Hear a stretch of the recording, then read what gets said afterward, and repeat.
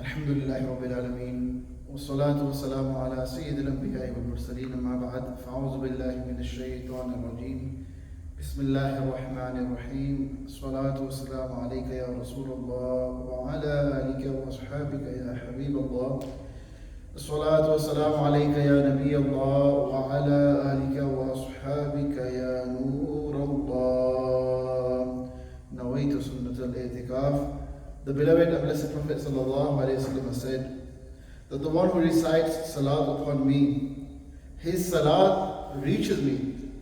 I make istighfar for him, and besides this, 10 virtues are written down for him. Sallu ala al-Habib sallallahu ta'ala ala Muhammad sallallahu alayhi wa sallam. But Islam brothers, before we start, let's make some good intentions. As the Prophet ﷺ has said, Niyatul mu'mini khayrun min amali, that the intention of a believer is better than the act. And what we take from this is the more good intentions we make, the more reward we will attain. So simply an act which we can make one good intention for, we will get one reward for it. If we make more intentions for that same act, for example, coming and offering the Jummah Salah, you can make many good intentions before you leave the home. For example, I am leaving my home to offer Salat al-Jummah, I am leaving my home to learn Islamic knowledge, etc., etc. So the more intentions you make, the more reward you will attain from carrying out this act. So we should always make it a habit before carrying out any good acts to make as many good intentions as we can, inshaAllah Azza wa Jal. My dear Islamic brothers, the blessed month of Zulhijjah al-Haram is showering its blessings, goodness and spiritual enlightenment. In this blessed month, the beloved friend of Allah Azza wa Jal, Sayyidina Ibrahim alayhi salatu wasalam, with his beloved son Sayyidina Ismail alayhi salam, has set a unique example of patience, contentment and gratitude for us. On the 8th night of Zulhijjah, Sayyidina Ibrahim alayhi salatu wasalam dreamt that someone said, indeed, Allah Azza wa Jal has ordered you to sacrifice your son. On the ninth night of Zulhijjah, he alayhi salam had the same dream. After he alayhi salam had the same dream once again on the 10th night of Zulhijjah, he alayhi salam made the firm intention to act upon the dream and to sacrifice his son. Sayyidina Ibrahim alayhi salam had also related the whole story to his beloved son Sayyidina Ismail alayhi salam and asked, now you tell me, what is your opinion about this? Upon listening to this this blessed dream, Sayyidina Ismail alayhi salam, who himself was very submissive to the will of Allah Azza wa Jal, answered with great submission, which was mentioned in the Holy Quran, and the translation comes too. He said, O my father, do what you are commanded to do, and willing, you will soon find me patiently enduring. It is stated in the Tafsir Hazain that Sayyidina Ismail alayhi salam further humbly said to his honorable father, O dear father, tie me up tightly with ropes before your sacrifice, so that I may not move, because I fear my reward may get reduced. Protect your clothes too from the splashes of my blood, so that my mother does not become grieved upon looking at them. Sharpen the knife well, so that when it slits my throat, it does it properly, because death is extremely painful. Make me lie on my front, placing my forehead down towards the ground, so that you may not look at my face while sacrificing me. And when you go to my dear mother, please convey my salam to her. And if you consider it appropriate, so please give my kameez to her. This will help console her in being patient. Sayyidina Ibrahim alayhi salam said, O my son, how helpful you have been for me in carrying out the commandment of Allah Almighty. Therefore, Sayyidina Ibrahim alayhi salam, they tied up their son, made him lie on his front with his forehead placed towards the ground. Having sharpened his knife, Sayyidina Ibrahim alayhi salam, looking away, drew the knife across the neck of Sayyidina Ismail alayhi salam. But the knife did not cut, i.e. his throat was not slit. After Sayyidina Ibrahim alayhi salam made Sayyidina Ismail alayhi salam lie on the ground to slaughter him, Sayyidina Jibreel alayhi salam brought a ram from paradise as fidya with the commandment of Allah Azza wa Jal, and uttered loudly from a distance, Allahu Akbar, Allahu Akbar. Listening to this voice, Sayyidina Ibrahim alayhi salam lifted his head towards the sky and realized that this test from Allah Azza wa Jal has turned into ease. This test, it's turned into ease, and his son had been replaced with a ram from paradise. Delighted, he alayhi salam said, La ilaha illallah wallahu akbar. Listening to this, Sayyidina Ismail alayhi salam said, Allahu Akbar, Allahu Akbar. So praise for Allah. Since then, the sunnah of reciting these blessed words by these three most respected and sacred personalities, alayhimu salatu wasalam, will continue until the day of judgment. That's why we say Allahu Akbar, Allahu Akbar. Well, that's why we are encouraged to say these words more in this time, as these were the words of Sayyidina Ibrahim alayhi salam, Sayyidina Ismail alayhi salam, Sayyidina Jibreel alayhi salam. Allahu Akbar, Allahu Akbar. Glorifying Allah, subhanAllah. My dear Islam brothers, the above mentioned blessed words are called the Takbir Tashriq. Reciting Takbir Tashriq out loudly is wajib, whereas reciting it thrice is preferable after all first salahs offered between. With the first Jamaat of the Masjid from Fajr Salah of the 9th of Dhul Hijjah up to the Asr Salah of the 13th of Dhul Hijjah. It is wajib to recite Takbir Tashriq immediately after performing the Salah. And the Takbir Tashriq is as follows: Allahu Akbar, Allahu Akbar, La ilaha illallah, Allahu Akbar, Allahu Akbar, Walillahi alhamd. This would be considered as one, and you should recite it 3 times.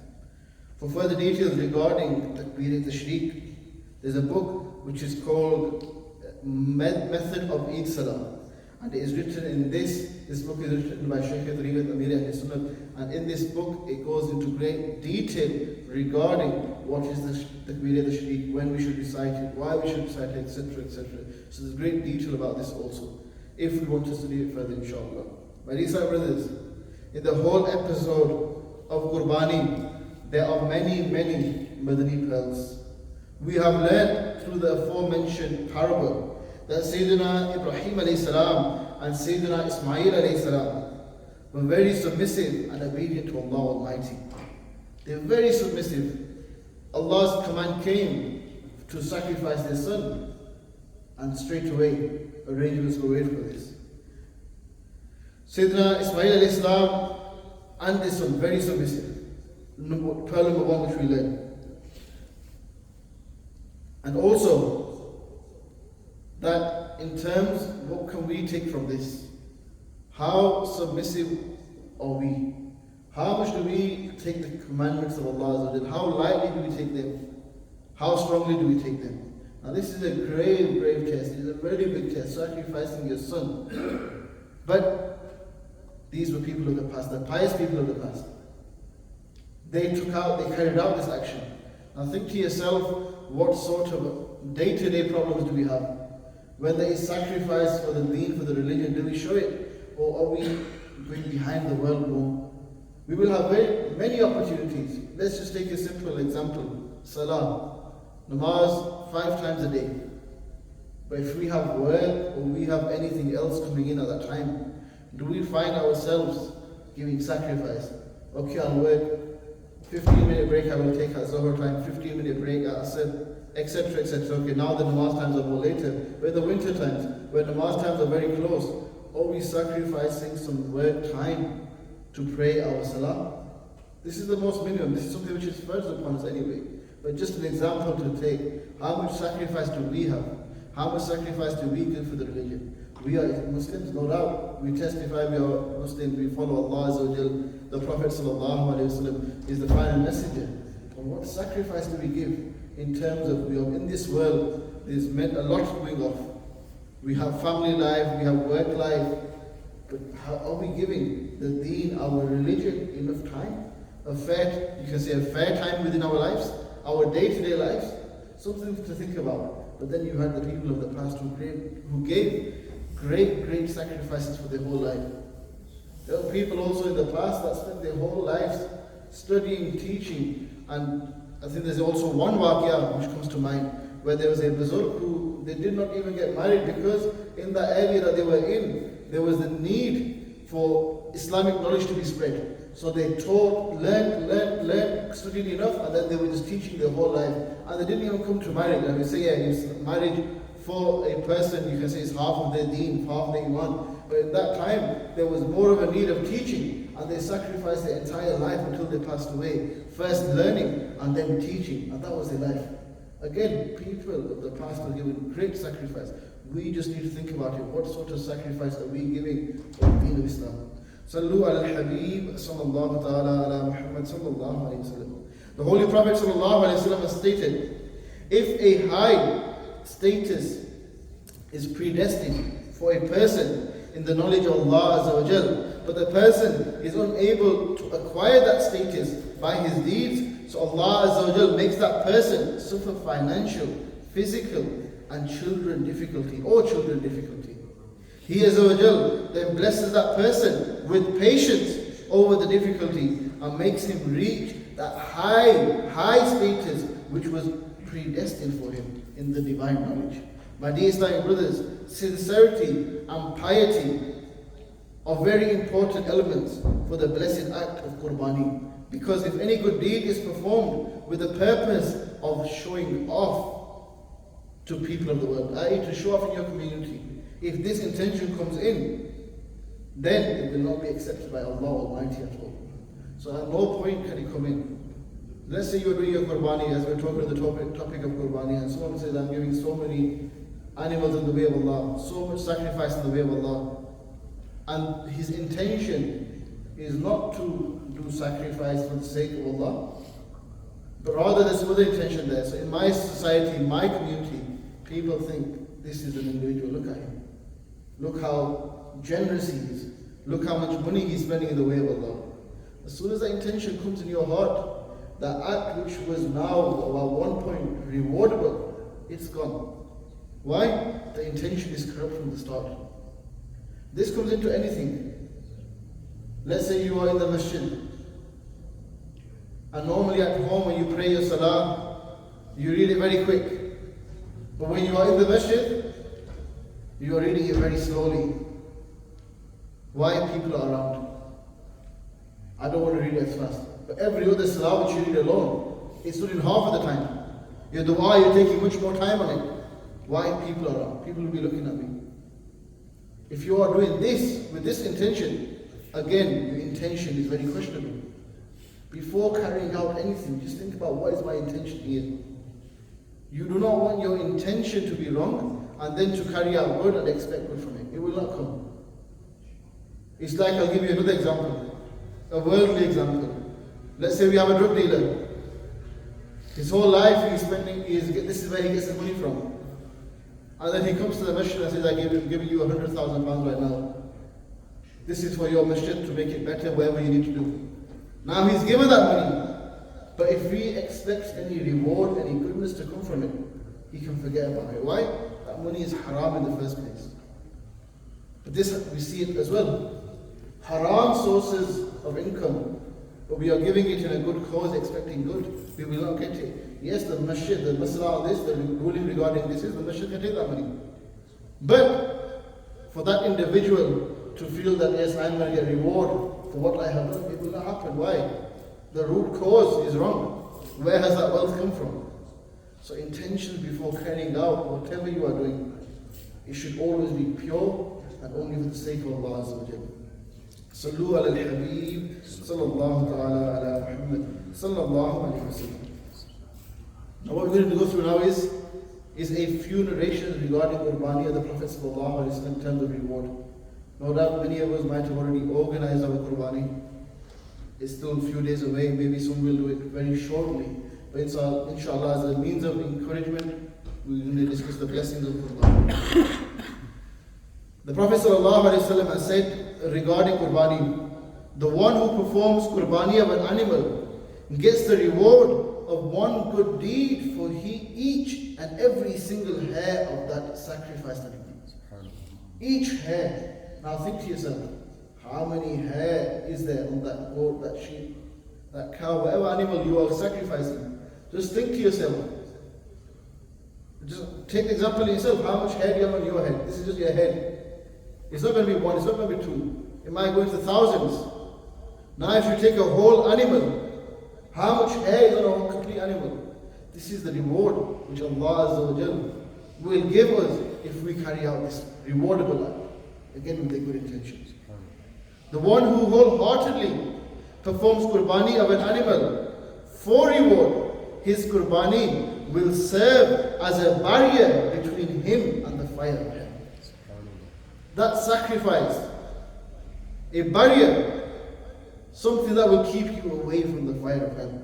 Again, wholeheartedly, from the heart, only pure intentions, just to please Allah, nothing else there. With this intention, your Qurbani is now a barrier between you and the fire of hell. Another quote of the Prophet ﷺ, O Fatima, stay near your sacrificial animal because your sins will be forgiven as soon as the first drop of blood falls down onto the ground. As soon as the first drop. So as soon as it's dropped, your sins are out for you. And again, motivation. If you think about sins, just look at yourself. No one can look at another individual in terms of sins. We know what we do, we know what we don't do. No one can question anyone else. No one can point their finger at anyone else. What do you do in your life? I know what you do. No. Everyone has to answer for their own deeds. But think to yourself, in my life, what have I done? How much good is there? How much bad is there? How many sins are there?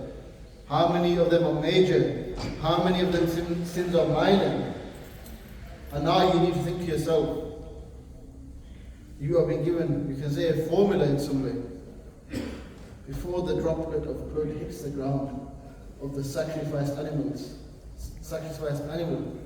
your sins will be forgiven. SubhanAllah, again, have that good intention. You can say, take this opportunity. This opportunity is now here. The days are very close. It may be the final days now when you can give your Qurbani. It says that Qurbani should be given or offered either on the first, second or third day of Eid. So the days are very close. Wherever you are getting it organized from, maybe it's out of country, most likely you might have to give your names there a few days before. If you haven't done so already, you should do it now. But regarding the 3 days, giving the Qurbani on any of the 3 days, it is stated that it is best to offer it on the first day of Eid. And in regards to this, maybe it doesn't apply so much here, but it can do. In our home country in Pakistan, often the Qurbani price to get a butcher is more on the first day. And what some people think is we'll do it on the second day or third day because it will be cheaper. Now, if we are hearing that it is best to do it on the first day, it doesn't matter if it costs you a little bit more, but it will be much more reward for you. So we should try and do it on the first day. Or encourage your family who are taking care of it for you, or whoever's organizing it for you, find out, try it. You want to cash in basically. No doubt on the second day and third day your Qurbani will also be done, it will be accepted. But what are we here for? We want to earn and achieve as much reward as we possibly can. So we should try to ensure that it's done on the first day. Another narration, on the day of Eid al-Adha, man performs no other good deed that is dearer to Allah Azza wa Jal than shedding blood of the sacrificial animal. This sacrificial animal will come with its horns, its hair and hooves, and the sacrifice is accepted by Allah Azza wa Jal before the blood of the sacrificial animal reaches the ground. Therefore the Prophet ﷺ says, perform qurbani wholeheartedly. Again, these are 4 narrations of the Prophet ﷺ. All giving was, you can say, a summary of them all is, you do this qurbani, you offer this qurbani with a pure intention, with only pure intention. And then Allah says, I will forgive you. As they say, you have to do the first bit. After that, Allah will take care of the rest of you. Your sins, you know, the community, society, the country that we are living in, wherever you see, sin, sin, sin. It's very difficult for us. And we are very weak in that sense where temptation, when it comes, we fall into the trap of sin. But here we are hearing this. A good way.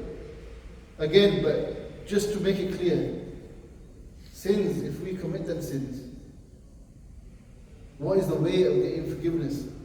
Let's say this time is here now. Let's say it's any time of the year. When you commit sin, the only way of getting forgiven is through repentance. So here we are hearing it, but let's say any time of the year. There's many blessings and many virtues that are mentioned throughout the year. Carry out this act, your sins will be forgiven. And to all these quotes from the Prophet ﷺ. So there's no normal individual saying this. But let's say, you shouldn't say that I'm going to leave my sin, I've committed so many sins. It's okay, when the time comes, I'll ask for forgiveness. You do not know when your last breath is. As soon as you have committed a sin by mistake, knowingly, unknowingly, straight away, we should repent in the court of Allah. You do not know when your last breath is, so we should not leave it that for a later time. Always take the step. When you made a mistake, realize, think to yourself, seclude yourself from everyone. Do dua in the court of Allah. Ya Allah, I repent from my sins. We also hear some quotes and saying that the Prophet ﷺ, recite Durood this many times, this many years and your sins are forgiven. In that sense, when it's saying regarding Durood Sharif, it refers to minor sins. The major sins for there are only forgiven by seeking repentance, by seeking forgiveness from Allah Azza wa Jalla. We should also make this a day-to-day habit, you can say. Every night think to yourself, what have I done? What have I done right? What have I done wrong? And whatever you have done wrong, seek forgiveness from Allah Azza wa Jalla. Make this a habit. We have many habits in our life. Whether it's dropping the kids off at school, picking them up, going to the whatever activities the kids do, your own life, maybe it's playing some sport. Everything is in a balance, you can say. It's there. The schedule is made. The same way, asking yourself, what have I done today, should also be implemented into your day-to-day lives.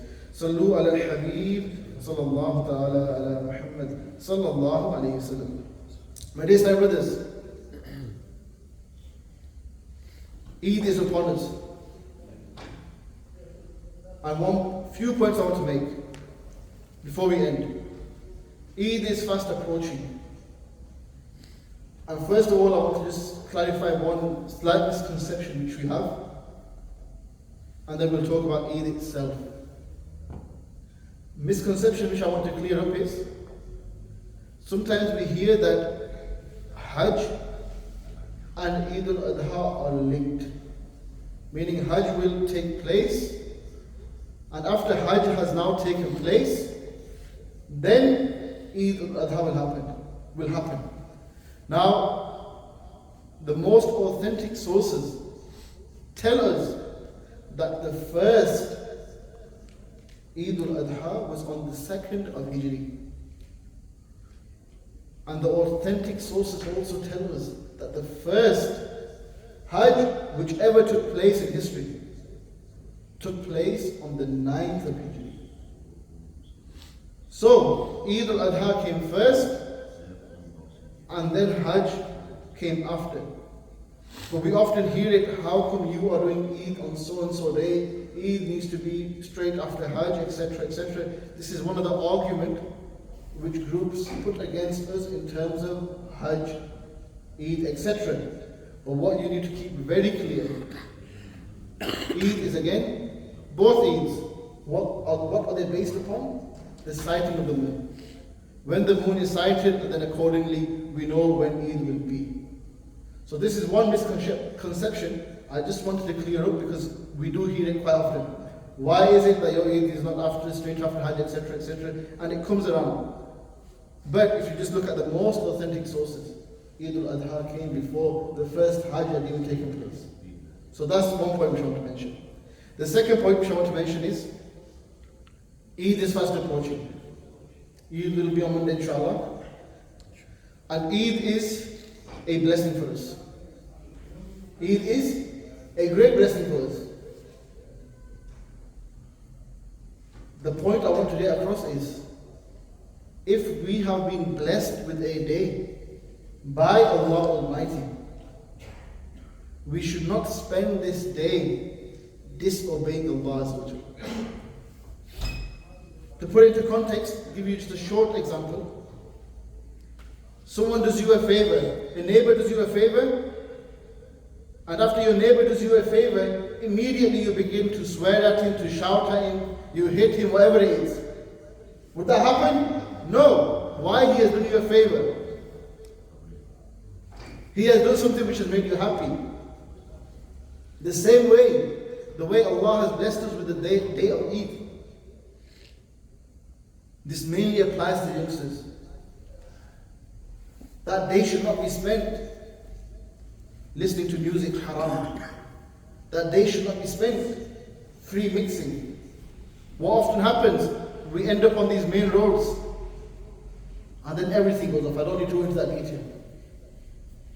But how can we, after being blessed with something great, the day of Eid, a day to celebrate, spend with family, etc., etc., so many blessings in this day, after we have been given such a blessing, we then spend that same day, as they say, doing nafil, disobeying Allah Azza wa Jal. It just doesn't go together. My brother, no doubt it's a day of blessings, a day to celebrate. But make sure your celebrations are within the boundaries of Islam. It's an Islamic day, we must stay within the boundaries of Islam. It's very important. The elders should encourage the youth, their children, their families, that we're going to spend this. Yes, spend time with your family. Enjoy yourself. But make sure whatever you do on that day, it is according to the teachings of Islam actually. It's very important. Without going into much detail, you will know what I'm talking about, what happens on each day. But we must ensure everything is done according to teachings of the Quran and the Sunnah of the Prophet sallallahu alaihi wasallam. May Allah Azza wa Jalla give us the ability to act upon what has been said, to offer qurbani and achieve its rewards and blessings, to do as much good as we can in the remaining days of Dhul Hijjah, especially the first 10 days. There's many rewards, many blessings of carrying out virtuous acts, rewardable acts. May Allah Azza wa Jalla give us the ability to cash in on this. And may Allah Azza wa Jalla give us the ability to spend the day of Eid according to the teachings of Islam. Ameen. Bijahi Nabi Ameen. Sallallahu Alaihi Wasallam.